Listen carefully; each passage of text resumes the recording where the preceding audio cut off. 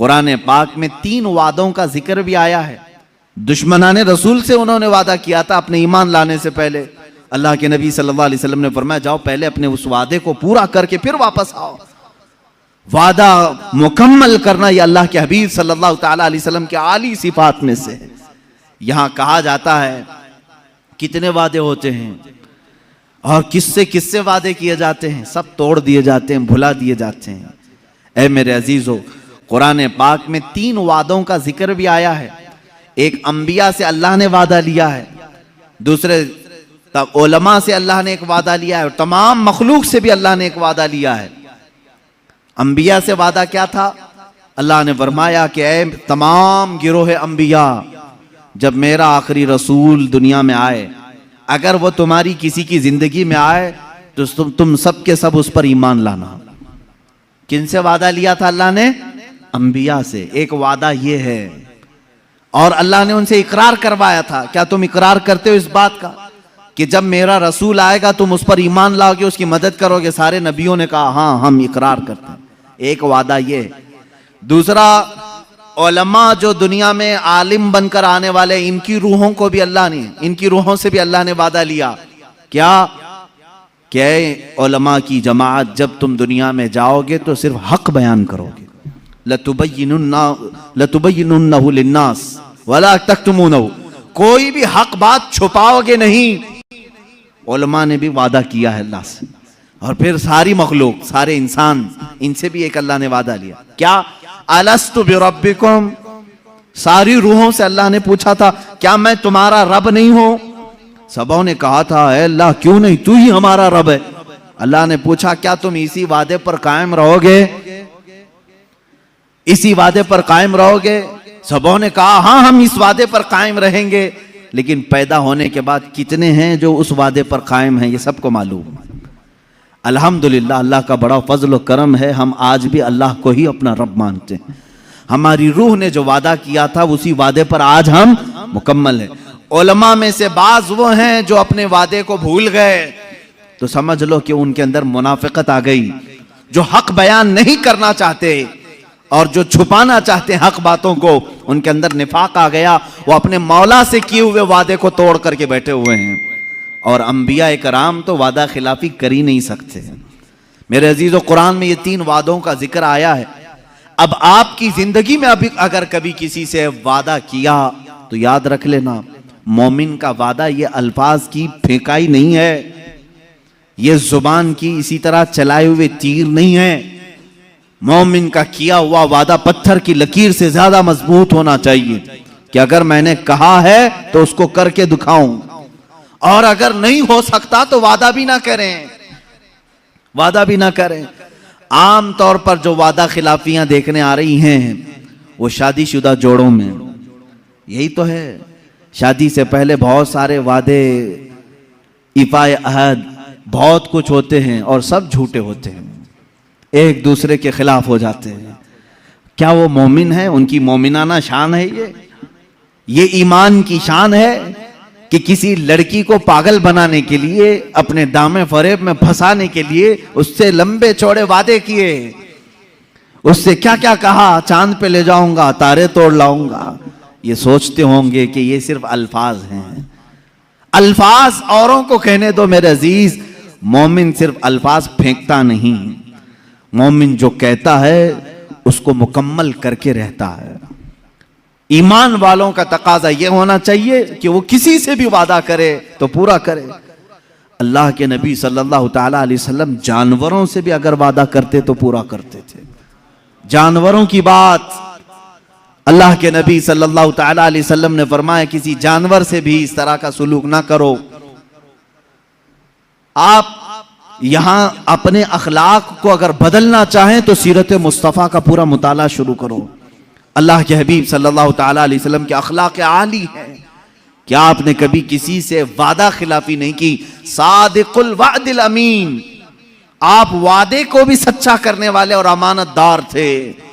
अल्लाह के नबी सल्लल्लाहु ताला अलैहि वसल्लम के अखलाक में कभी झूठ आया, कभी वादा खिलाफी आई। तीसरी बात मैं जिक्र कर रहा हूं, अमानतदारी में मेरे आका की कोई मिसाल नहीं। अमानतदारी, अमानत इंसान के अखलाक में बहुत आला अखलाक हैं। जो बंदा अमानतदार होता है वह अल्लाह के नज़दीक भी मोहतरम होता है, बहुत मुअज़्ज़म है, मुकर्रम है। अमानत किसे कहते हैं?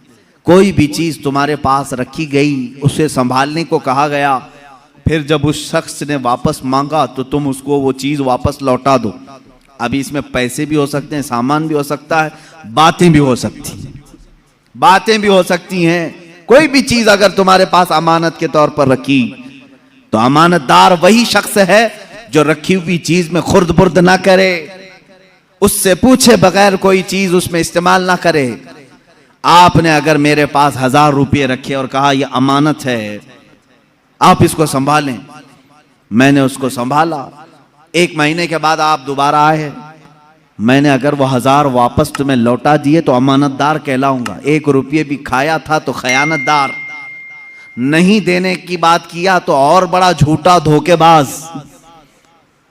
खयानतदार कम करने वाला और ना देने वाला, हड़प करके गसब करने वाला धोखेबाज, अल्लाह की बारगाह में उसका और बड़ा अज़ाब है। मोमिन की तो ये शान ही नहीं। अल्लाह के नबी सल्लल्लाहु तआला अलैहि वसल्लम के पास तो अमानतें रखने वाले ऐसे लोग थे, आपको मालूम है, जिन्होंने हुजूर सल्लल्लाहु अलैहि वसल्लम के ऊपर तलवार उठाई कत्ल के मंसूबे से, उनकी तलवारें भी हुजूर के पास अमानत में रखी जाती थी।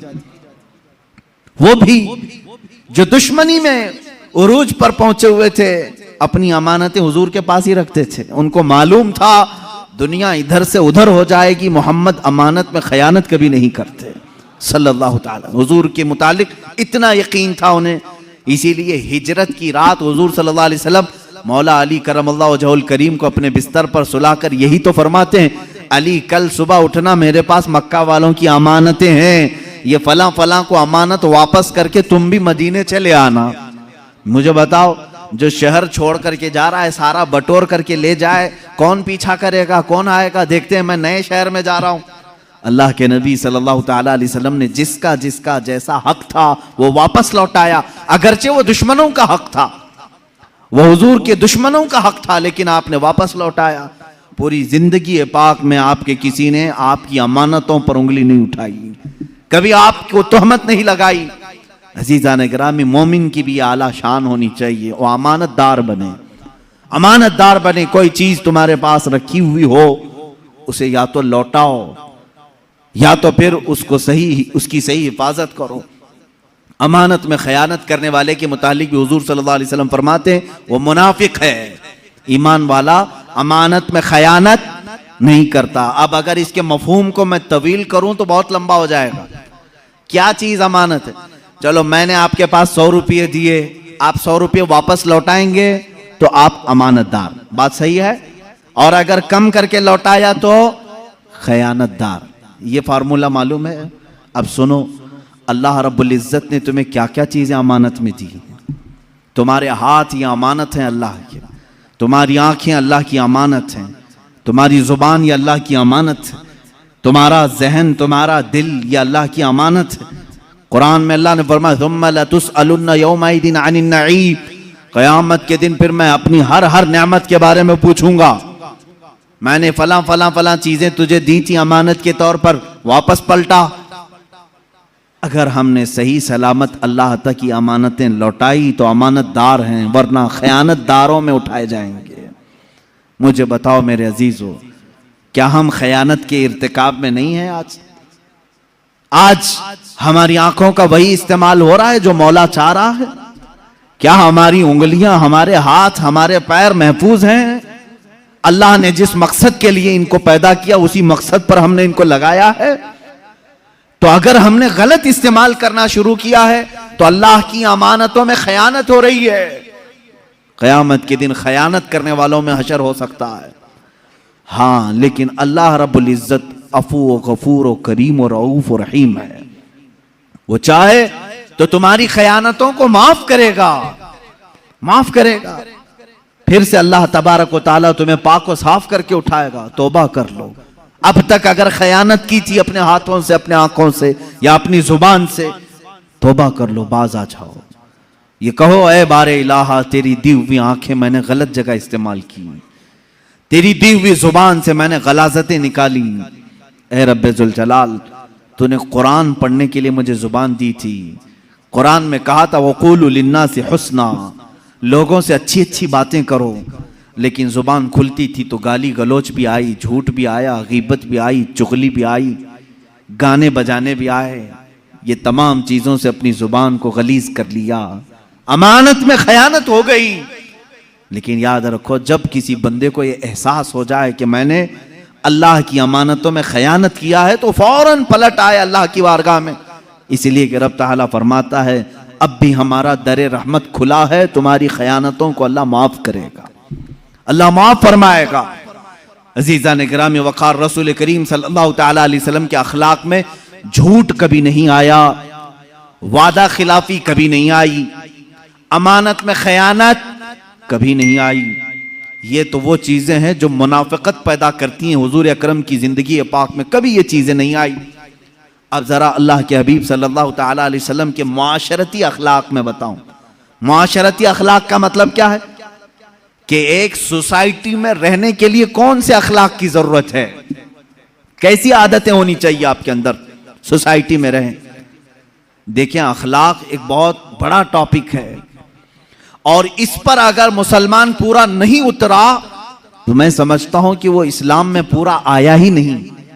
हुजूर सल्लल्लाहु तआला अलैहि वसल्लम से पूछा गया दीन क्या है, हुजूर ने फरमाया अखलाक।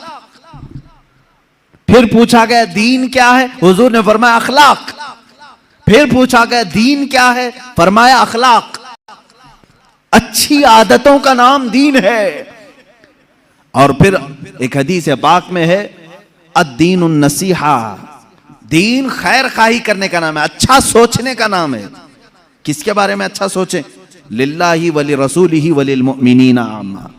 हुजूर फरमाते हैं अल्लाह के बारे में हमेशा अच्छा सोचो, रसूल के बारे में हमेशा अच्छा सोचो और तमाम मोमिनीन के बारे में हमेशा अच्छा सोचो। यही पूरा दीन है, यही पूरा दीन है। मेरा अल्लाह करीम है, रहीम है, गफूर है, सत्तार है, जब्बार है, मैंने उसके मुतालिक हमेशा अच्छा सोचा, ये दीन है। रसूल के बारे में अच्छा सोचो, ले रसूल ही, मेरे रसूल आला अखलाक वाले हैं, मोहब्बतों के पैकर हैं। रसूल करीम जूदो सखा के हामिल हैं। रसूल करीम सल्लल्लाहु तआला अलैहि वसल्लम दुनिया के सबसे अशरफ आला अकमल इंसान हैं, अजमल इंसान। मैंने अच्छा सोचा हुजूर के मुतालिक, ये दीन है। और फिर रही बात मोमिनीन के लिए भी हुजूर ने फरमाया अच्छा सोचो, वलिल मुमिनीना आम्मा, तमाम मोमिनों के बारे में खैर खाई करो। यह अखलाक है और यही दीन है। अब हुजूर अकरम सल्लल्लाहु तआला अलैहि वसल्लम से पूछा गया ईमान, ईमान का एक हिस्सा हुजूर से पूछा गया, ईमान क्या है? हुजूर ने 70 शाखें बयान फरमाई हैं ईमान की। ईमान के कितने शाखें हैं?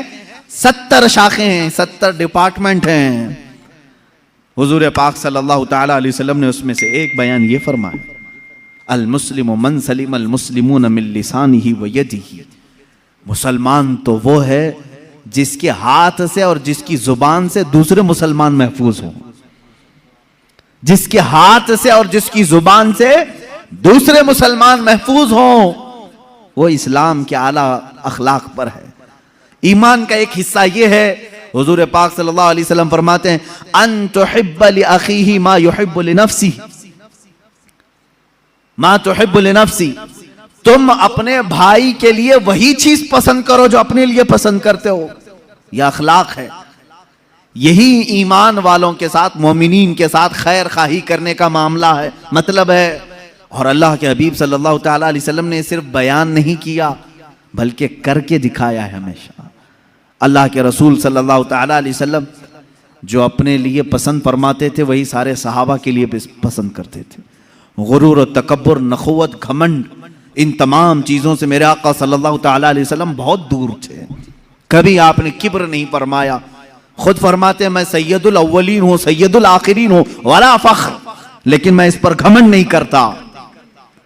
हुजूर पाक सल्लल्लाहु तआला अलैहि वसल्लम फरमाते हैं अना सय्यदु वुल्दी आदम वला फख्र, मैं आदम की सारी औलाद का सरदार हूं लेकिन इस बात पर घमंड नहीं करता। अल्लाह के हबीब सल्लल्लाहु अलैहि वसल्लम फरमाते हैं मैं इस पर तकब्बुर नहीं करता, बड़ाई नहीं मारता। अल्लाह के रसूल सल्लल्लाहु तआला अलैहि वसल्लम ने मुआशरती अखलाक जो बयान किए हैं वो आज जरूर सुनो और दूसरों तक पहुंचाओ। सोसाइटी में रहने के लिए कौन से अखलाक चाहिए? आप एक मुआशरे में रह रहे हैं, एक मोहल्ले में रह रहे हैं, आपके अखलाक कैसे रहें? रसूल करीम सल्लल्लाहु ताला अलैहि वसल्लम की तालीमात जब पढ़ो, अल्लाह अल्लाह, मेरे आका फरमाते हैं मेरी उम्मत में से वो ईमान वाला है ही नहीं कि रात को खाना पेट भर कर खा के सोया हो और उसका पड़ोसी भूखा सो रहा हो। उसके पड़ोसी के घर में अगर खाना नहीं था और तुम्हारे घर में खाना पका था तो तुमको अल्लाह के नबी सल्लल्लाहु अलैहि वसल्लम ने फरमाया अभी तुम ईमान के दर्जे को पहुंचे नहीं।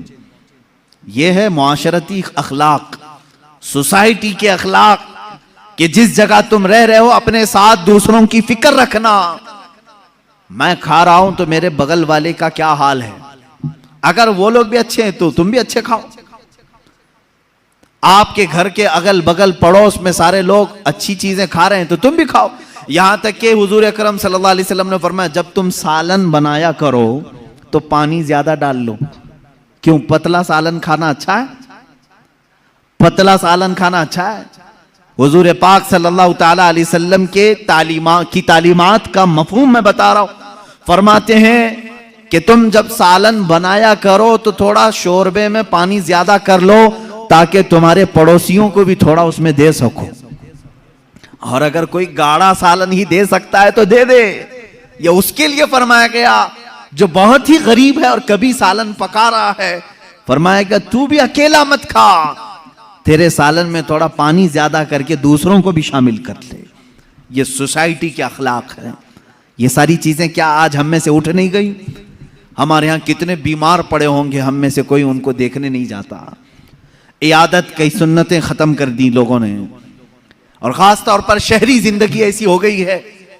मैंने देखा है शहरों की जिंदगी ऐसी है कि सेल्फिश हो गए लोग, किसी दूसरे की उन्हें परवाह नहीं, फिक्र नहीं, और दूसरों के सिलसिले में सिर्फ अपने घर में बैठ करके डिस्कस करते रहना, बातें बनाते रहना, उनकी गीबत करना, उनके घर में आने जाने वालों पर नजर रखना।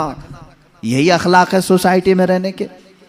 सोसाइटी में रहने के अखलाक ये होनी चाहिए कि एक जिस्म जिस तरह से हो कि अगर हाथ को दर्द करे तो पूरे जिस्म में बुखार आ जाए। अगर मोहल्ले में एक बीमार हो तो सारे लोग फिक्रमंद हो जाएं और सब दुआ करें कि अल्लाह मेरा पड़ोसी बीमार है, उसे तू जल्द शिफा अता कर। ये ईमान वालों का मुआशरा है जो मेरे आका सल्लल्लाहु ताला अलैहि वसल्लम के अखलाक का एक शाहकार है। हुजूर पाक सल्लल्लाहु ताला अलैहि वसल्लम ने मदीना तैयबा में वही अखलाक पैदा किए। क्या आपको मालूम नहीं हो मशहूर हदीस, एक सहाबी के घर गोश्त की भुनी हुई सरी बकरी की आई, यानी गोश्त तो भुना हुआ उनके घर आया। उस सहाबी ने देखा, शोहर बीवी थे, खाने के लिए बैठे, भूखे भी थे। उन्होंने सोचा पड़ोसी को दे देते हैं। उन्होंने पड़ोस में भिजवा दिया। पड़ोस के घर गोश्त आया, उन्होंने देखा खाने के लिए लजीज है, भूख भी लगी, कहा मेरे अपने पड़ोसी को दे देता हूं। उन्होंने तीसरे को दे दिया, तीसरे ने चौथे को दे दिया, चौथे ने पांचवें को दे दिया। हर एक के पास ये अखलाक है। यहां तक के हदीस में है वो बकरी का भुना हुआ गोश्त घूमते घूमते फिर उसी पहले सहाबी के घर आ गया, जहां से वो गया था वहीं आ गया। इसका मतलब है कि मदीने में हुजूर पाक सल्लल्लाहु ताला अलैहि वसल्लम ने आला किस्म के इंसानों की सोसाइटी बनाई थी जो एक दूसरे पर अपनी जान वारफ्ता करते थे, जान बिछाते थे। अजीज़ान गिरामी वक़ार, उन अखलाक अजीमा को वापस ले आओ। रसूल करीम सल्लल्लाहु ताला अलैहि वसल्लम के अजीम अखलाक में से ये है कि आप दूसरों की फिक्र के लिए हमा वक्त मसरूफ रहते। यहां तक के चंद मिसालें मैं आपको बताऊं। हुजूर पाक सल्लल्लाहु ताला अलैहि वसल्लम से एक सहाबी आए और उन्होंने पूछा, आका मैं आपको कहां ढूंढूं, कहां ढूंढूं? वो ढूंढ ढूंढ करके आए थे मदीने में, और एक जगह हुजूर पाक सल्लल्लाहु अलैहि वसल्लम से मुलाकात हो गई। हुजूर ने देखा उनको, मुस्कुराया। जवाब क्या फरमाया? मस्जिद नबवी की चौखट में, मेरे घर के दरवाजे के बाहर नहीं। फरमाते हैं उबगूनी फी दुआफाइकुम, फरमाते हैं तुम मुझे अपने कमजोर और गरीब लोगों में ढूंढो। जो मुआशरे के गरीब लोग हैं, जो कमजोर हैं, वहां जाओ, मोहम्मद तुम्हें मिल जाएगा।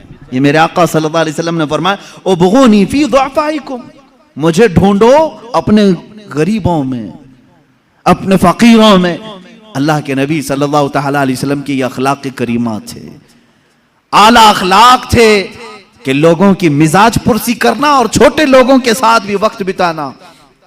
यहां तक कि अदी बिन हातिम, एक बहुत बड़े शख्स का नाम मैं बता रहा हूं, हातिम ताई का नाम कौन नहीं सुना होगा? दुनिया का एक मशहूर सखी आदमी हातिम ताई, जो इतना बांटता था लोगों को कि कभी उसने ना नहीं कहा। मशहूर है कि उसके 7 दरवाजे थे महल के, एक दरवाजे से कोई आता उसको इतना दिया जाता, फिर दूसरे दरवाजे पर आता तो उतना और दिया जाता, तीसरे दरवाजे पर आता तो उतना और दिया जाता। 7 दरवाजों पर अगर कोई एक मांगने वाला आता तो 7 दरवाजों से हातिम ताई देता था। हुजूर पाक सल्लल्लाहु ताला अलैहि वसल्लम के जमाने से थोड़ा सा पहला जमाना है हातिम ताई का। हातिम ताई का वो बड़ा सखी इंसान था। हुजूर पाक सल्लल्लाहु ताला अलैहि वसल्लम के बाद फरामीन में उसकी तारीफ भी मिलती। हातिम ताई बड़ा सखी आदमी था, लेकिन मेरे आका से ज्यादा सखी नहीं है, यह बात तो तयशुदा है।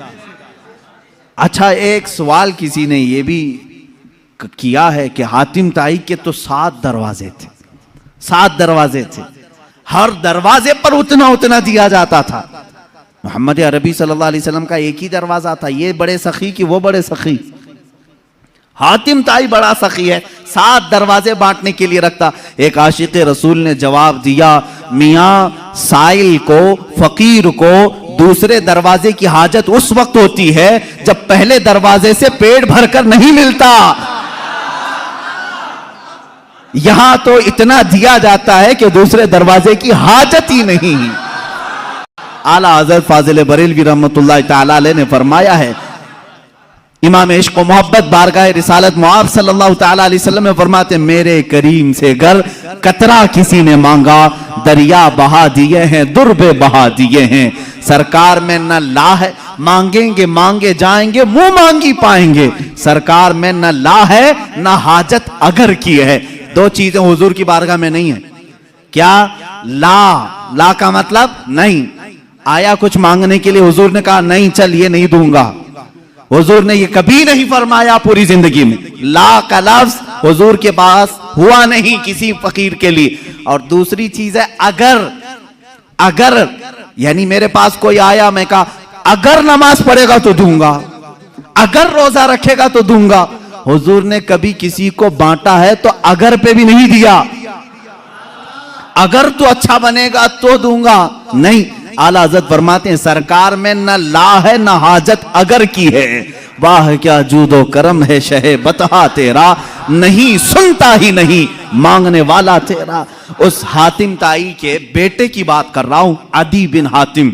अदी नाम था, अदी। ये एक जंग में हुजूर पाक सल्लल्लाहु ताला अलैहि वसल्लम के सहाबा के मध्य मुकाबिल आया, और अदी की बहन भी थी। बहन गिरफ्तार होकर के आ गई। अदी भाग करके मुल्क शाम चले गए। वो यमन में रहते थे, यमन में लड़ाई हुई, सहाबा गालिब आए, वो यमन से फरार होकर मुल्क शाम चला गया। अदी की बहन गिरफ्तार होकर मदीने तैयबा आई। हुजूर पाक सल्लल्लाहु ताला अलैहि वसल्लम ने सहाबा से फरमाया, अगरचे वो कैदी बनकर के आई, लेकिन हातिम की बेटी है, उसके साथ अच्छे अखलाक से पेश आओ। कैदियों के साथ अच्छे अखलाक से पेश आना मेरे आका की शान है। कैरेक्टर की सर्टिफिकेट बांटने वाले आज जो अमेरिका है सुपर पावर कहलाता है अपने आप को, अबू ग़रीब जेल, गुआंतानामो बे जेल, ये दुनिया की बदनाम जमाना जेल, जहां कैदियों से ऐसा सुलूक किया गया है जहां जानवरों की साथ भी नहीं किया जाता। इराक के कैदी, इराक के, शाम के, ईरान के जो कैदी इनके यहां आए, उन जेलों में रख करके इतनी सजाएं दी गई, अल्लाह की पनाह। इनके अमेरिकी फौजियों ने कैदियों के मुंह में पेशाब किया है। ये तारीख में मौजूद चीजें हैं, और उनको अजियतों से ऐसा गुजारा है कि मैं बयान नहीं कर सकता उनके साथ क्या क्या किया जाता है। जानवरों से भी ज्यादा जलील उनके मुसले किए गए हैं, मुसले किए गए हैं, आंखों में सलाइयां फेरी गई। आज के जमाने में ये कैदियों के साथ इस तरह का सलूक करते हैं। अल्लाह के नबी सल्लल्लाहु ताला अलैहि वसल्लम ने कैदियों के साथ बुरा सलूक नहीं फरमाया। बदर से ही ले लें आप, जंगे बदर में तो 70 कैदी आ गए थे, लेकिन अल्लाह के नबी सल्लल्लाहु अलैहि वसल्लम ने किसी को ना जलाने का हुक्म दिया ना मारने का। बाद सहाबा कह रहे थे कि ये वही लोग हैं जो मक्का में सहाबा को मारते थे, कत्ल भी किया है इन लोगों ने, ये आज पकड़े गए, इनको मारें। नबी कौनैन सल्लल्लाहु ताला अलैहि वसल्लम ने उन कैदियों के मुतालिक कहा जिसके पास फिदिया है फिदिया देकर के आजाद हो जाए, और जिसके पास फिदिया देने की रकम नहीं है वो मेरे 10 सहाबा को कोई हुनर सिखा दे, वो आजाद हो जाए। जंग में कैदी होकर के आए हैं, ऐसों को तो कोई नहीं छोड़ता। आप देख ले, बॉर्डर क्रॉस होकर के कभी हिंदुस्तानी पाकिस्तान पहुंच जाए, 40 साल तक ना पाकिस्तान छोड़ता है ना कहीं कोई दूसरा मुल्क छोड़ता है। बॉर्डर क्रॉस कर लिया, इलीगल कैदी है वो, पूरी जिंदगी का कैदी, आज पूरी दुनिया जानती है। लेकिन अखलाक रसूल की एक मिसाल तुम नहीं पेश कर सकोगे कैदियों के साथ। कैदी जब आ जाते थे तो मस्जिद नबवी में ही उन्हें रखा जाता था, ऐसा नहीं कि उनको जंगल में, मैदान में, सहरा में बांध करके रखते। मस्जिद नबवी का एक हिस्सा उनके लिए रख दिया गया था कि जो भी जंगों में कैदी गिरफ्तार होकर के आए उन्हें यहां रखो। क्यों? इसलिए कि वो कैदी सिर्फ 2 दिन कैद में रहते, 3 दिन कैद में रहते, फिर छूट जाते। क्यों छूट क्यों जाते? इसलिए कि सहाबा के अखलाक और नमाजें जो देखते वहीं से वो कलमे पढ़ने लग जाते थे। ये हिकमत बालगा थी मेरे आका सल्लल्लाहु अलैहि वसल्लम की। कैदियों को मोहब्बतों से ईमान की तरफ भी बुलाया, और जो ईमान लाया फिर वो किसी का कैदी नहीं, फिर किसी का कैदी नहीं। हत्ता कि कातिल भी ईमान लाया है तो हुजूर ने माफ किया है। अब अदी बिन हातिम की बात मैं कर रहा हूं। अदी बिन हातिम बाद में ये सहाबी हो गए। अदी बिन हातिम जिनके मुतालिक ये रिवायत है कि वो भाग करके मुल्क शाम चले गए। उनकी बहन को हुजूर सल्लल्लाहु ताला अलैहि वसल्लम ने आज़ाद किया और कहा जाओ तुम्हारे भाई को भी खुशखबरी दे दो कि अगर वो आ जाएं तो उन्हें भी माफ़ कर दिया जाए। वो गई, जाकर के अदी से हुजूर की बड़ी तारीफ़ें की, ऐसे अखलाक वाला मैंने कभी किसी को नहीं देखा। ऐ मेरे भाई चलो तो तुम मदीने मिल के आते हैं। वो अपने भाई को लेकर मदीने आई। हुजूर पाक सल्लल्लाहु ताला अलैहि वसल्लम से पहले तो मिलना नहीं चाह रहे थे। अदी जब आए हुजूर पाक सल्लल्लाहु ताला अलैहि वसल्लम ने मुसाफा किया और हाथ अपने हाथ में लेकर के ही चलने लगे। वो ईमान वाले नहीं, हाथ अपने हाथ में लेकर मस्जिद नबवी की तरफ चलने लगे। अदी कहते हैं कि मुझे तो ईमान लाना नहीं था, हुजूर पाक सल्लल्लाहु ताला अलैहि वसल्लम को सिर्फ देखने के लिए आए थे। वो अपने आला बाप के बेटे हातिम ताई का बेटा था, बहुत अच्छे अखलाक वाला हातिम ताई। लेकिन हुजूर पाक सल्लल्लाहु ताला अलैहि वसल्लम के पास जब हातिम ताई का बेटा आया है, मस्जिद नबवी जाने से पहले रास्ते में एक बूढ़ी औरत दौड़ती हुई आई। उलझे हुए बाल हैं, पुराने कपड़े हैं, धूल में हटी हुई है, लोगों को हटाते हटाते आ रही है। अल्लाह के नबी सल्लल्लाहु अलैहि वसल्लम रुक गए। सहाबा ने कहा हुजूर ये तो पागल औरत है, बदजुबान है, बहुत बोलती है, आपके पास आएगी वक्त जाया करेगी, कुछ ना कुछ बोलती रहेगी। हुजूर ने फरमाया हटो उसको आने दो। सहाबा रोक रहे थे, वो खातून आगे बढ़ती आई। अल्लाह के नबी सल्लल्लाहु अलैहि वसल्लम ने फरमाया मुझे मालूम है पूरे मदीने में उसकी कोई बात नहीं सुनता, अगर मैं भी ना सुनूं तो वो किसको सुनाएगी। अदी बिन हातिम कहते मेरा हाथ मेरे आका सल्लल्लाहु अलैहि वसल्लम के हाथ में था। वो खातून आई, मिनट 2 मिनट नहीं घंटों खड़ा करके रखी रही, बात करती रही, बात करती रही, बात करती रही, और कही हुई बात वही पलटा पलटा कर दोबारा वही बातें करती रही। अदी बिन हातिम कहते हैं मैं हुजूर को देख रहा था, उस औरत की बात को ऐसे सुन रहे हैं जैसे किसी बड़े दानिशमंद की बात सुन रहे हो। बार बार उसे सर हिला करके कहते हैं हाँ अच्छा ऐसी बात है, अच्छा ऐसी बात है। अदी बिन हातिम कहते हैं ये अल्लाह का रसूल है जो सामने वाले को ये एहसास भी होने नहीं देता कि वो पागल है, ये एहसास भी होने नहीं देता कि उसका ज़हनी तवाज़ुन खराब है। वो औरत फख्र से कहती थी कि तुम लोग मुझे पागल कहते हो, दुनिया का सबसे आला इंसान मेरी बात सुनता है, सबसे आला इंसान मेरी बात सुनता है। लोगों की फीलिंग को समझा करो, किसी से थोड़ी देर बैठ करके तुम गुफ्तगू सुन लो तो उसकी फीलिंग बढ़ जाती है। अजीज़ा ने गिरामी, अदी कहते हैं मैं उसी वक्त ईमान ले आया। मैंने ऐसे अखलाक किसी के नहीं देखे जो आम किस्म के लोगों की भी बातें सुनने के लिए खड़ा हो जाता हो और उसे एहसास होने नहीं देता। अजीज़ा ने गिराम वक़ार, मुझे आज बड़ा कल होता है उन बच्चों को जिनकी माएँ रोते हुए आकर कहती हैं मेरा बेटा 2 मिनट भी मेरे पास बैठता नहीं, मेरी बातें नहीं सुनता। क्या तुम्हारी माँ पागल हो चुकी है? क्या तुम्हारी माँ बेवकूफ़ हो गई है, बूढ़ी हो गई है? आज तुम उसके पास वक्त नहीं गुजारना चाहते? बाप के पास कौन ऐसा बेटा है जो थोड़ी देर बैठे? इंसाफ करो ऐ जवानों। तुम अपने उन दोस्तों के साथ पूरी पूरी रात बिताते हो जो तुम्हारे पैसों के लालची, तुम्हारे मनसब के लालची हैं, और जिसने पूरे खून पसीने की कमाई से तुम्हारे जिस्म में ताकत भरी, उसके पास आधा घंटा नहीं बैठना चाहते। अब्बा टाइम नहीं है अभी मेरे पास, जा रहा हूं दोस्तों के पास। तुम्हारे दुनिया का सबसे बेहतरीन कोई दोस्त है वो तुम्हारा बाप है, सबसे बेहतरीन दोस्त तुम्हारी माँ है, उसके पास अपना वक्त क्यों नहीं शेयर करते? ये मेरे पास दर्द भरी हुई दास्तानों की फेरिस्त है जो माँ और बाप सिर्फ ये चाहते हैं कि हमारे बच्चे थोड़ा वक्त हमारे साथ भी बिताएं। बुढ़ापे में हमारी बातें सुनने वाला अब कोई नहीं है। याद रखो, तुम्हारे बाप और माँ की जो तुमने जवानी में ताजीम की ये अलग मकाम रखती है। असल ताजीम तो वो है जब तुम जवान हो और वो बूढ़े हो चुके हो। वो पूछी हुई बात को बार बार पूछ रहे हो तुमसे, एक ही सवाल को दोहरा रहे हो बार बार। तुम चिल्ला करके कहोगे अम्मा अभी तो बताया था, बार बार क्या पूछती है? ना मेरे अजीज, तुम उम्मत मुस्तफा हो।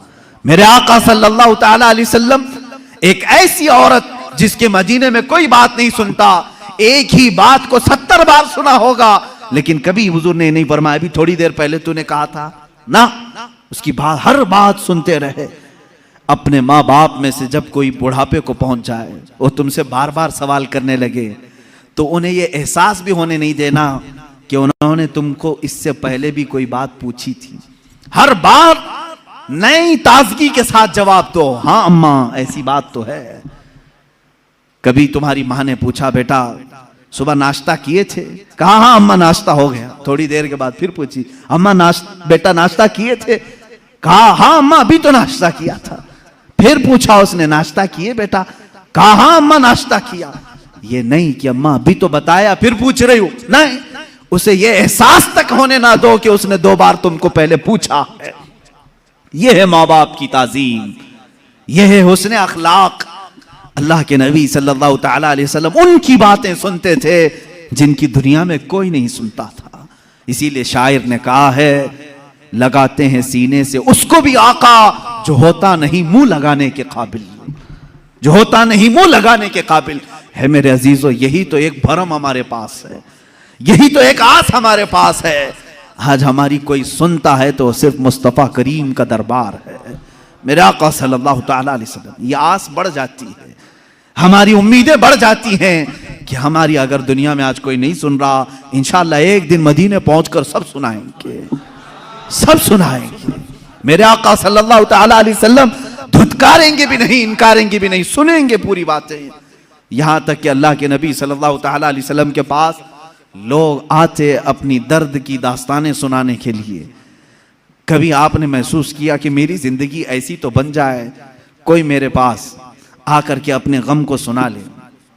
मैं अपनी तारीफ नहीं करता, कभी कभार मेरे पास ऐसा होता है, लिखने में बैठा हूं, पढ़ने में मसरूफ हूं, कोई दर्द के मारे हुए लोग या कोई खातून, औरतें जब बात करती हैं तो बहुत ज्यादा बात करती हैं। होता है कि डांट दिया जाए, रख दिया जाए, लेकिन अखलाक मुस्तफ़ा ये होते हैं, हम ये सोच लेते हैं कि शायद थोड़ी देर बात करने से इसकी दिल की भड़ास निकल जाए, इसका दिल हल्का हो जाए। अगर अल्लाह ने मुझे जरिया बना लिया तो ये भी उसका इनाम है। बनो इस तरह से कि तुम्हें कोई अपना दर्द सुना सके, तुम्हारे कंधे पर सर रख करके रोकर अपना हल्कान कर सके, 2 आंसू तुम्हारे सामने बहा ले तो उसे हल्का लगने लगे। ये नहीं कि तुम हर एक से जी छुड़ाते हुए, जान छुड़ाते हुए भागते रहो। कितनी माएँ आज तुम्हारे इंतजार में, उन जवानों की। मैंने शायद इससे कबल भी कहा हो अपनी तकरीरों में, फिर मैं आज दोहराता हूँ। एक नौजवान है, आज भी मैं बच्चों से कहता हूँ वक्त को गनीमत जानो। मेरे अजीज बच्चों, जो अल्लाह ने तुम्हें माँ बाप की दौलत से नवाजा है, ये दोबारा नहीं मिलते। एक बार इनका जनाजा निकल जाता है तो दुनिया में अंधेरा छा जाता है, फिर दोबारा बाप की जैसी कोई छत भी नहीं मिलती। और माँ के जैसा कोई साया भी नहीं मिलता। ये याद रखना हमेशा। एक नौजवान को मैंने देखा था, वो बड़ा अय्याश तबीयत का था, माँ बेवा है, बहुत पहले ही शौहर का इंतकाल हो गया था, बच्चा सिर्फ 4 साल का था या छोटा सा था। जब से वो घरों के काम कर करके अपने बच्चे को पालती थी, जवान हुआ तो औबाशों की सोहबत में लग गया, बदमाशों की सोहबत में आ गया। माँ को अब इससे बड़ा धचका और क्या लगे। एक दिन आई थी मेरे पास रोते हुए, कहा गजब हो गया, जिंदगी ने पहले ही मेरे से शौहर की जुदाई, और मैंने ऐसे अय्याम काटे कि लोगों के जूठे बर्तन धोए इस उम्मीद पर कि एक बेटा है जवानी में, ये जब पहुंचेगा तो मेरे बुढ़ापे का सहारा होगा। लेकिन मुफ्ती साहब ऐसा हो गया कि मेरा बेटा बदमाशों की सोहबत में चला गया। अब मेरा वो आखिरी सहारा भी खत्म है, मैं किसके पास जाऊं। वो गम के मारे इतना रोई थी। मैं जब भी आज याद करता हूं उस खातून को तो मुझे तन्हाई में रोना आता है। मैं जितनी कोशिश हो सकी, मैं कोई बहुत बड़ा मौसर आदमी नहीं हूं, एक छोटा तालिब इल्म, सोचा कि उस नौजवान बच्चे को बुलाऊं। उसके साथ मैंने थोड़ा वक्त गुजारा, उसे समझाया तेरी माँ की कदर और कीमत क्या है। वो एक बेवा है, एक बेवा है, वो 4 औरतों के साथ बैठने में शर्म करती है। क्या तू अपनी माँ के साथ वक्त नहीं बिताता? दुनिया में तेरे दोस्त होंगे, तुझे दोस्त छोड़ करके जाएं तो तुझे कितनी तकलीफ होती है। तू सोच अपनी माँ को, उसके तो कोई दोस्त नहीं, और उसका बेटा भी उसको रात अकेला छोड़कर जाता है। वो रोया मेरे पास, कहा कि हजरत मैं वादा करता हूं अपनी माँ के लिए मैं काम करूंगा। मैंने समझाया, दूसरे दिन कहा मैं नौकरी के लिए तलाश में चलता हूं। मुझे वो बात आज भी याद है, तकरीबन 6-7 साल हो गए होंगे। वो नौजवान है अभी भी, वो सुनता भी होगा। उसने कहा अम्मा से मैं कहता हूं मैं नौकरी करता हूं। माँ उस दिन बड़ी खुश हुई, कहा हजरत आपने मेरे बच्चे को सीधे रास्ते पर लाने में बड़ी मेरी मदद की है। बस जिंदगी की एक ही ख्वाहिश रह गई है कि मैं अपने बेटे की कमाई खा लूं। मेरा बेटा कमा करके लाया हो, मैं वो खा लूं। जिंदगी भर लोगों के जूठे बर्तन धो धो करके बच्चे को पाला है, एक बार मेरा बेटा खिलाए मुझे। वो इस आस में रही। वो बेंगलुरु या कहीं किसी इलाके में नौकरी पर गया, महीना गुजरा था, तनख्वाह आई उसकी। उसने कहा तनख्वाह संभाल कर, पहली तनख्वाह मैं अपनी माँ को लेके जाता हूँ। वो पूरा अपनी तनख्वाह, अपनी सैलरी लेकर के गांव पहुंचा था, उसे पता ही नहीं था।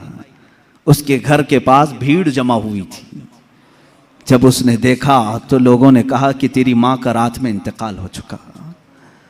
उसने वो पैसों का लिफाफा अपनी माँ के कदमों में रखा। आज तक जब कभी वो मिलता है तो फूट कर रोता है, कहता है मेरी माँ इसी आस में दुनिया से चली गई कि बेटे की एक कमाई खा लूं।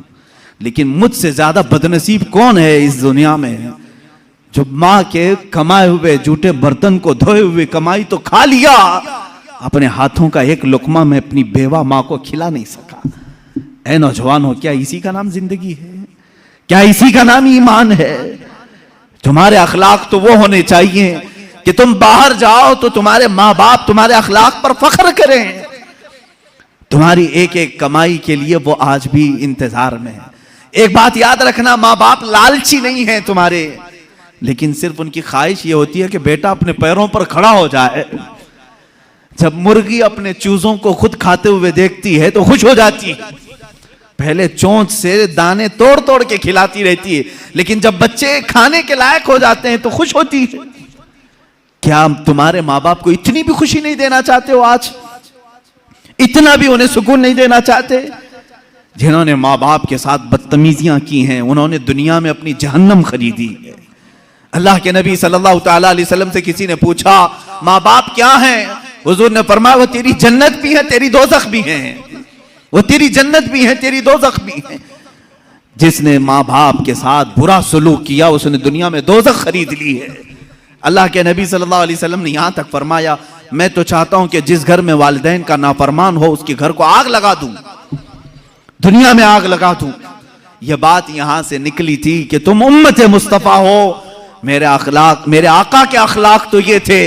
आम खातून जो दुनिया की है, मदीने की गलियों में बूढ़ी औरत है, फटे कपड़े हैं, उलझे बाल हैं, उसकी बात सुनने के लिए पूरे कायनात का आका खड़ा हो सकता है।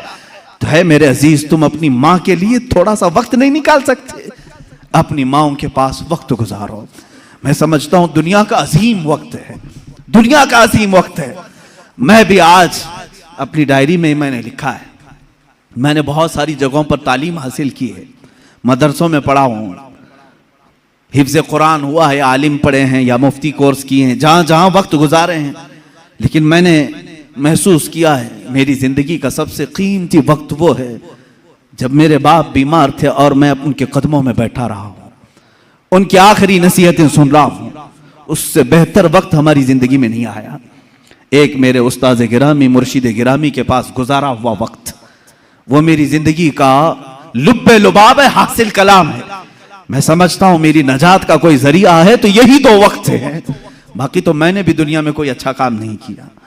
लेकिन मेरे अजीजों, याद रखो, तुम्हारे पास, तुम्हारे वालिदैन के पास गुजारा हुआ थोड़ा वक्त तो होनी चाहिए। खुश करो उन औलाद, उन वालिदैन को। और ये भी याद रखना, आज वो तुम्हारे वालिदैन हैं, कल तुम किसी और के वालिदैन बनने वाले हो। कल तुम भी बाप बनोगे, तुम्हारे सामने भी तुम्हारे बच्चे आएंगे और तुम उस वक्त दर्द की सिसकियां लेते रहोगे। सोचोगे मेरा बेटा जवाब दे रहा है, कितना बुरा लग रहा है। उस वक्त एहसास होगा जब मैंने मां को ताना मारा था तो मेरी मां का कलेजा क्या हुआ होगा। आज मेरा बेटा मुझे उल्टा जवाब देता है तो मैं टूट जाता हूं। मैंने तो बाप को इससे भी सख्त जुमले कहे थे, मेरा बाप कितना टूटा होगा। उस दिन तुम्हें एहसास होगा, उस दिन तुम्हें ख्याल आएगा। इसलिए अपने इन अखलाक आली को आज अपनी जिंदगी में ले आओ। मेरे आका सल्लल्लाहु तआला अलैहि वसल्लम के अखलाक करीमाना पर गुफ्तगू करनी थी, मगर मैं बीच में यहाँ पर थोड़ी सी गुफ्तगू के लिए रुक गया। बहरहाल अल्लाह के हबीब सल्लल्लाहु तआला अलैहि वसल्लम के अखलाक करीमाना ये कि कमज़ोरों में आपने ज़िंदगी गुजारी, हर कमज़ोर की बात सुनते रहे। एक सहाबी हैं ज़ाहिर बिन हराम अशजई रज़ियल्लाहु तआला, निहायत गरीब सहाबी थे, गाँव के रहने वाले थे और सब्जियां जमा करके मदीने में बेचने के लिए आते थे। सब्जियां लेकर, ताजी ताजी सब्जियां लेकर के मदीने में आते, और उनकी आदत थी हर पहली सब्जी हुजूर के पास लेके आते थे, हुजूर की बारगाह में पेश करते। अल्लाह के नबी सल्लल्लाहु अलैहि वसल्लम ने अपनी हदीस में उनका मकाम बयान किया। एक गांव से आने वाले साहबी, देहात के रहने वाले, हुजूर ने फरमाया, ऐ लोगों, दुनिया में जितने इंसान हैं, हर शहर में रहने वाले आदमी का एक गांव वाला कोई ना कोई दोस्त होता है और हर गांव वाले का एक शहरी दोस्त होता है। हुजूर फरमाते हैं मोहम्मद का देहाती दोस्त ज़ाहिर बिन हराम है। हुजूर सल्लल्लाहु अलैहि वसल्लम ने उनसे कहा, ये मेरा देहाती साथी है, मेरा गांव वाला दोस्त है, दुनिया में ये मकाम किसी और को मिला ही नहीं। ज़ाहिर बिन हराम, उनके साथ हुजूर ने क्या मामला फरमाया। एक दिन वो सब्जियां बेच रहे थे और वो काले कलर के थे, कपड़े पुराने पहने हुए आते थे।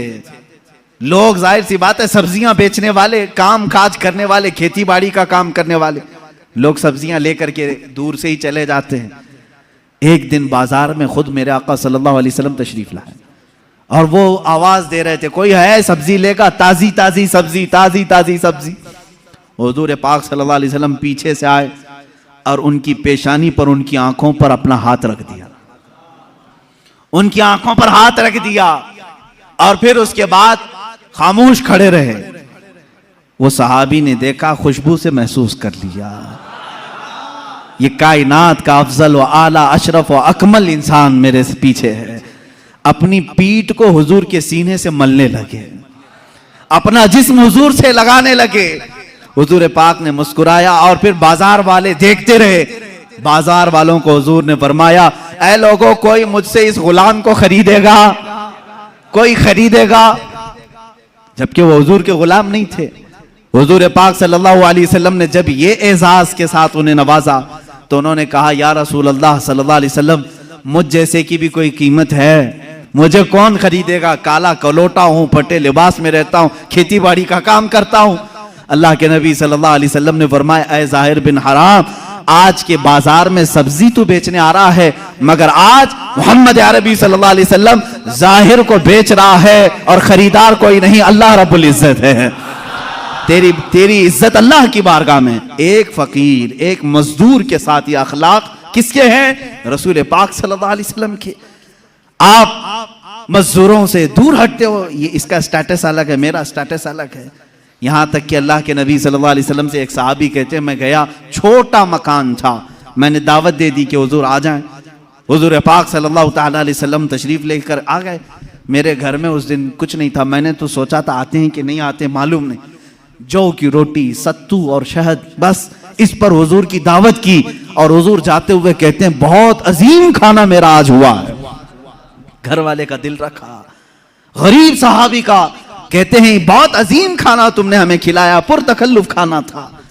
ये रसूल करीम सल्लल्लाहु ताला अलैहि वसल्लम के अखलाक करीमाना है। आज अगर कोई किसी कंपनी का मालिक है, किसी फैक्ट्री का मालिक है, वो मजदूरों के साथ हुस्न सुलूक करे, अच्छे अखलाक के साथ बर्ताव करे। यहाँ तक कि अल्लाह के नबी सल्लल्लाहु ताला अलैहि वसल्लम के आखिरी कलमात जो आपकी वफात के वक्त थे वो यही थे, ऐ लोगों नमाज का ख्याल करो और अपने मजदूरों का ख्याल करो। गुलामों के मुतालिक हुजूर ने फरमाया जो तुम पहनते हो वो उन्हें पहनाओ, जो तुम खाते हो वो उन्हें खिलाओ। इसीलिए मेरे उस्ताद हमेशा बड़े मुशफिक उस्ताद थे। जब वो खाने के लिए बैठते थे तो अपने दस्तरखान पर हमको भी शामिल करते थे और कहते हम डर करके दूर हटते तो कहते ये अखलाक मुस्तफ़ा है, आका और गुलाम एक दस्तरखान पर बैठे हैं, उस्ताद और शागिर्द एक दस्तरखान पर बैठे हैं, इसमें कोई तकल्लुफ नहीं। मेरा दस्तरखान अलग होना चाहिए, शागिर्दों का अलग होना चाहिए, हमारा स्टेटस अलग है, वो मजदूरों का अलग होना चाहिए, सब एक साथ बैठे। ये उम्मत मुस्तफ़ा के अखलाक हैं। रसूल करीम सल्लल्लाहु ताला अलैहि वसल्लम के अखलाक के करीमाना में से एक बात ये भी थी कि आप अपने रिश्तेदारों का भी उतना ही ख्याल फरमाते थे और दूसरों का भी। यहाँ तक कि एक मर्तबा हुजूर सल्लल्लाहु ताला अलैहि वसल्लम की बारगाह में एक खातून आई, सहाबा बैठे हुए थे, हुजूर खड़े हो गए, अपनी चादर निकाली और जमीन पर बिछाया। वो खातून आई, बैठी, हुजूर पाक सल्लल्लाहु ताला अलैहि वसल्लम दो जानू होकर उनके पास बैठे उस खातून के और सुनते रहे बातें। यहाँ तक कि बहुत देर के बाद वो खातून उठी, हुजूर ने बहुत सारी बकरियां उस खातून को तोहफे में दी, वो जाने लगी। सहाबा ने कहा या रसूल अल्लाह सल्लल्लाहु अलैहि वसल्लम, इतनी ताजीम किसी औरत की हमने नहीं देखी। हुजूर पाक सल्लल्लाहु अलैहि वसल्लम ने फरमाया, मेरे साहबा, वो मुझे दूध पिलाने वाली माँ हलीमा सादिया थी, मुझे उसने 2 साल दूध पिलाए हैं। जो सिर्फ रजाई माँ है उसका अदब मेरे आका इस कदर फरमाते थे। अपनी चादर पाक बिछाई और उनके सामने दो जानू होकर बैठे रहे। यहाँ पैदा की हुई माँ के साथ बुरा सलूक किया जाता है। एक बार हजरत शैमा आई, हुजूर सल्लल्लाहु अलैहि वसल्लम की दूध शरीक बहन, हजरत हलीमा सादिया की बेटी। रसूल करीम सल्लल्लाहु ताला अलैहि वसल्लम ने उनके लिए इतना एजाज किया कि उनकी दावत फरमाई, उनको तोहफे दिए, हदिये दिए और इज्जत के साथ उन्हें रुखसत किया। हजरत शैमा अपने कबीले में आई बहुत सारा माल लेकर के। लोगों ने पूछा, कहां से आई शैमा, पहली बार तेरे पास, इतनी बरकत देख रही हैं। शैमा ने कहा, बरकत वाले मेरे बड़े भाई के पास से आ रही हूं। वो रजाई भाई थे रसूल करीम सल्लल्लाहु अलैहि वसल्लम के। क्या हम भी अपनी बहनों का ऐसा अदब करते हैं? वो हुजूर की सगी बहन नहीं थी, दूध शरीक बहन थी। तुम्हारे घरों में बहनें आए तो अच्छा खाना खिलाओ, अच्छा पकाओ, उन्हें इज्जत के साथ रुखसत करो। बहनें तुम्हारी दूसरे घर भी आई गई हैं, ये नहीं कि नाक भाव सकेड़ लिया और माथा चढ़ा लिया, आई है पता नहीं घर में क्या हो जाएगा, कुछ नहीं। हर मर्द को चाहिए वो अपनी बहनों का अदब भी करें, उनके साथ इज्जत के साथ पेश आए। ये मेरे आका के अखलाक करीमाना में से है, रसूल पाक के अखलाक में से है। एक बार गरीबों का हक दिलाना ये मेरे आका की शान थी। कौन है आज के जमाने में जो मजलूमों की आवाज उठा सके? ए मेरे अजीजों, अगर तुम रसूलुल्लाह के सच्चे उम्मती हो तो मजलूमों की आवाज उठाने वाले बन जाओ। हम जो यहां से मिंबर से आवाज उठाते हैं, यह हमारी अपनी आवाज नहीं। मैं तो यही समझता हूं जो मेरे नबी से हमने सीखा है वही आवाज उठाएंगे। मक्का मुकर्रमा में जुबैद एक इलाका है यमन का, वहां से एक शख्स आया, 3 ऊंट लेकर के आया, बहुत खूबसूरत ऊंट। वो जुबैदी शख्स था, वो मक्का में आया और ऊंट बेचने के लिए पूरे बाजार में उससे हसीन और जमील ऊंट थे ही नहीं। अब उसने कीमत लगाई, महंगे भी थे। उसका इरादा यह था कि अच्छी कीमत लेकर के वापस जाऊंगा, लेकिन मक्का में अबू जहल की दादागिरी भी चलती थी, गुंडागर्दी थी। वो गुंडा था मक्के का और उसकी बात पर लोग डरते भी थे। और इसीलिए हम कहते हैं गुंडागर्दी मत करो, इसलिए कि अबू जहल की तुम जुर्रियत में नहीं हो, तुम मुस्तफ़ा की उम्मत में हो। मेरे आका सल्लल्लाहु ताला अलैहि वसल्लम गुंडों को उनके मकाम तक पहुंचा भी दिया करते थे, दादागिरी करने वाले। अबू जहल गया और पूछा क्या क्या कीमत है इसकी? तो जुबैदी ने कहा जो भी कीमत लगाया 1,000 दीनार, बहुत महंगे ऊंट थे, 1,000 दीनार। अबू जहल ने कहा ये तीनों ऊंटों की जो कीमत है ना, इसका 1/3 मैं दूंगा बस, यानी 1,000 दीनार में पूरे ऊंट दे दे बस, इससे ज्यादा नहीं। अब अबू जहल इतनी कम कीमत लगाया था जो मक्का के बाजार में भी नहीं थी, उसका हक मार रहा था जो यमन से बाजार में बेचने आया था। लेकिन बात यह थी कि अबू जहल की कीमत के बाद फिर दूसरा कोई कीमत लगाने को तैयार भी नहीं होता। अब बाजार में कोई नहीं आ रहा इससे ज्यादा देने के लिए, अब इससे ज्यादा देगा तो अबू जहल उसको मारेगा। मेरी बोली पर तू कैसे बोली लगाया, क्या तू मेरे से बड़ा सेठ है? वो जमाने का सेठ भी था, मारता था लोगों को। अब वो परेशान हो गया यमनी जुबैदी शख्स। आखिरकार वो कई लोगों के पास गया, बड़े बड़े अशराफ मक्का जो थे उनके पास गया, रिक्वेस्ट किया कम से कम मेरे जाने भर का हो जाए, यमन पहुंचने का कीमत बढ़ा दो, थोड़ी मेरे ऊंटों की कीमत बढ़ाओ, देख नहीं रहे बहुत कीमती ऊंट है। कोई उसकी नहीं सुना। यहां तक कि हुजूर पाक सल्लल्लाहु अलैहि वसल्लम हजरत अबू बकर, हजरत उमर, हजरत उस्मान के साथ हरम काबा में बैठे हुए थे, मक्का मुकर्रमा में बैठे हुए थे। वो शख्स हुजूर पाक सल्लल्लाहु अलैहि वसल्लम के पास सीधा आया और कहा ए अहले कुरैश, तुम्हारे यहां तिजारत के लिए कौन आएगा?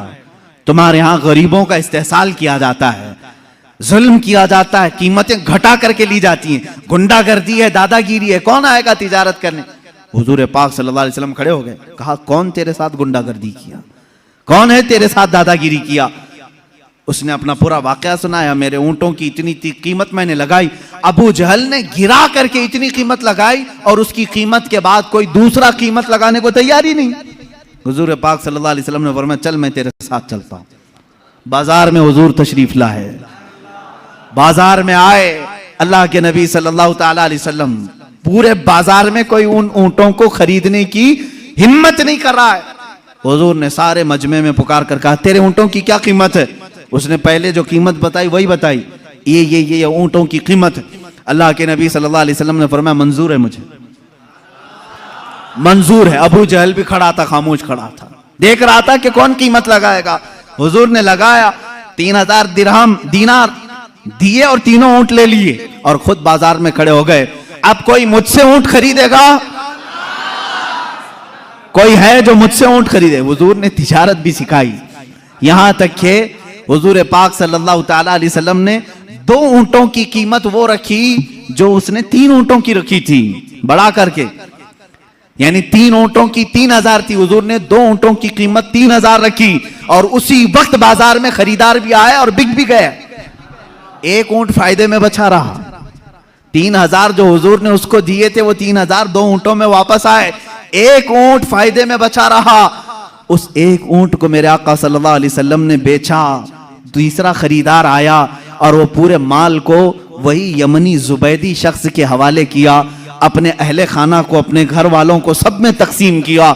ये सब माजरा देख रहे थे। अबू जहल खड़ा था, सीधे हुजूर चलते हुए अबू जहल के पास आए, सीधे उससे कहा या उमर, उसका नाम उमर था, ए अबू जहल, ए उमर, आइंदा दोबारा किसी भी मजलूम के साथ ऐसा मामला ना करना, वरना तेरे साथ वो सुलूक होगा मेरी जानिब से जिसको तू कभी जिंदगी में पसंद नहीं करेगा।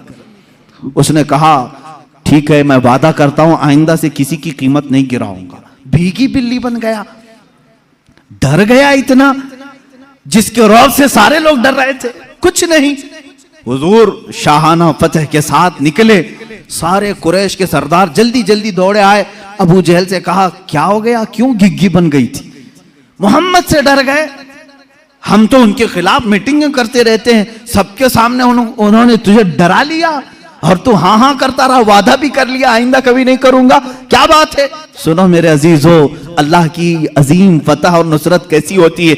अबू जहल कहता है लोगों क्या बताऊं, बात यह है कि मोहम्मद की बात को मैं इनकार कर सकता था, लेकिन जब वो मेरे सामने बात करने के लिए आए तो मैंने देखा इधर 500 उधर 500 नेजा लेकर कोई लोग खड़े हुए थे। अगर मैं इनकार करता सारे नेजे मेरे ऊपर आ जाते थे। इतनी बड़ी जमात मोहम्मद अकेले लेकर के आए हैं, मैं मानता ना क्या करता, यहां मानू ना तो क्या करूं, मेरी जान तो नहीं दे सकता था। मैं मान लिया, जैसे ही मैं मान लिया वो जमात भी गायब हुई, मोहम्मद भी चले गए। मुझे मालूम था कि मोहम्मद कोई जमात लेकर के आए। मक्का वालों ने कहा कोई भी जमात नहीं थी, वो अकेले आए थे। मेरे अजीजों, ये अल्लाह की फतह है। कमजोरों के हक दिलाने के लिए जो खड़ा होता है, अल्लाह अपने फरिश्तों को उसका हामी बनाकर भेजता है।